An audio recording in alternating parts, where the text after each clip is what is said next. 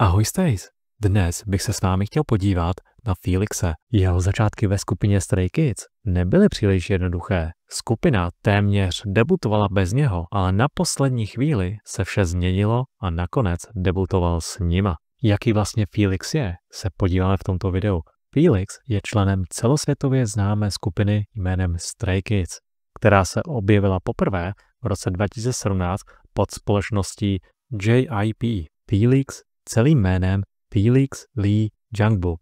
Na internetu ho Stace často označují jako Sunshine. Narodil se 15. září 2000, vyrůstal v Sydney a je prostředním dítětem. Má 2 sestry, mladší Rachel a starší Olivia. Kariéra a jak se dostal do Stray Kids. Felix dostal soukromou zprávu na Facebooku, jestli by se nechtěl zúčastnit konkurzu pro JYP. Nejdřív si myslel, že se jedná o podvod, ale i tak odpověděl. Konkurzem prošel s jednoduchým freestyle dancem. Poté čekal, než dokončí školu, aby se dostal do Koreje. Chceš video o Stray Kids v češtině? Dej mi tady like, odběr a napiš do komentáře, jaké další video by se ti líbilo. 14. února 2017 se přestěhoval do Soulu a 20. února téhož roku se oficiálně přidal pod společnost. Oficiálně byl představen společnosti 12. října 2017 jako člen show Stray Kids a byl představen v roli tanečníka a rapera. Během show byl ale neúspěšný. V 8. epizodě byl vyřazen kvůli nedokonalé korejštině. Během této doby na sobě pracoval a díky tomu měl možnost se 19. prosince téhož roku ukázat v poslední epizodě společně s Linovem, kteří byli přivedeni zpět, aby skupina mohla debutovat jako 9členná skupina, kterou si diváci přáli. Takže 25. května 2018 Felix debutoval s mini-albem I Am Not a s debutovým singlem District 9. Je velice známý pro kontrast mezi jeho hlubokým hlasem a jeho andělským vzhledem. Jeho repliky jsou často ikonické, a to hlavně díky jeho hlubokému hlasu. Dobře je to vidět například v písnice Godsmanu nebo Side Effect.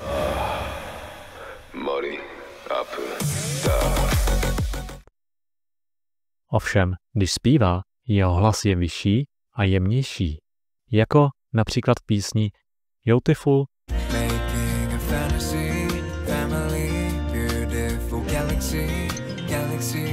nebo Deep End.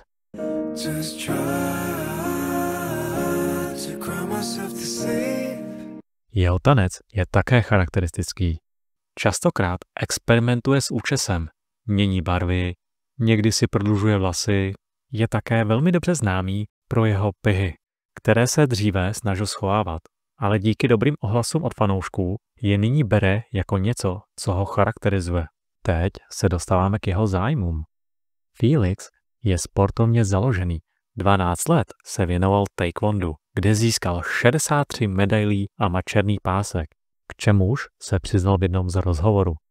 Rád také hraje hry, ale ostatní členové si z něho rádi dělají srandu, že se již nějakou dobu ve hrách neposunul. Hraje hry, jako je například LOLko nebo Tekken. Jako dítě ho hodně bavily cosplaye a také umí beatbox. Rád peče a jeho specialitou jsou brownies, které si zamiloval každý, kdo je ochutnal. Jeho koníčkem je nakupování, zejména oblečení, poslouchání hudby, tanec a beatboxing.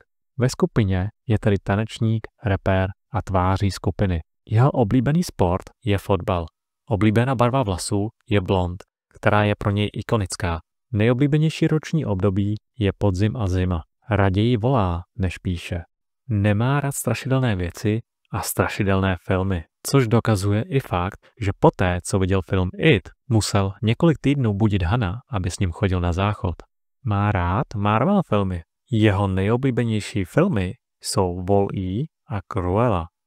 Má přátelé v mnoha dalších skupinách, jako je The Boys, kde se zná s Erikem, ale také mnoho dalších přátel z NCT. Felix se přiznal, že kdyby nebyl ve Stray Kids, chtěl by psát písničky. Felix teda není jenom zpěvák se hezkou tváří a osobitým vzhledem. Má také dobré srdce. Od roku 2020 pravidelně přispívá organizaci Save the Children, což je organizace podílející se na vzdělávání, zdraví a ochranu dětí, založenou v roce 1919. Přispěl také při zemětřesení v Turecku a Sýrii. Od roku 2024 je nejmladším členem UNICEF klubu, s nimiž v lednu 2024 byl pomáhat s projektem Laos.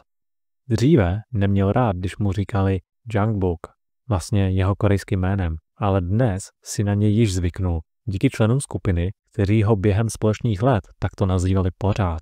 Na internetu ho Stace často označují jako Sunshine. 21. prosince 2022 se Felix podílel na psaní a skládání jeho první solo písničky Deep End, která se objevila v albu SKZ Replay.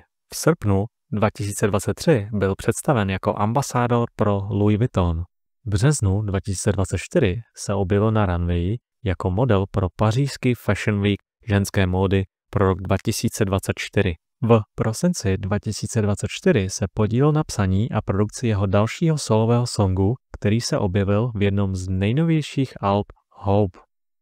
Chceš video o Stray Kids v češtině? Dej mi tady like, odběr a napiš do komentáře, jaké další video by se ti líbilo.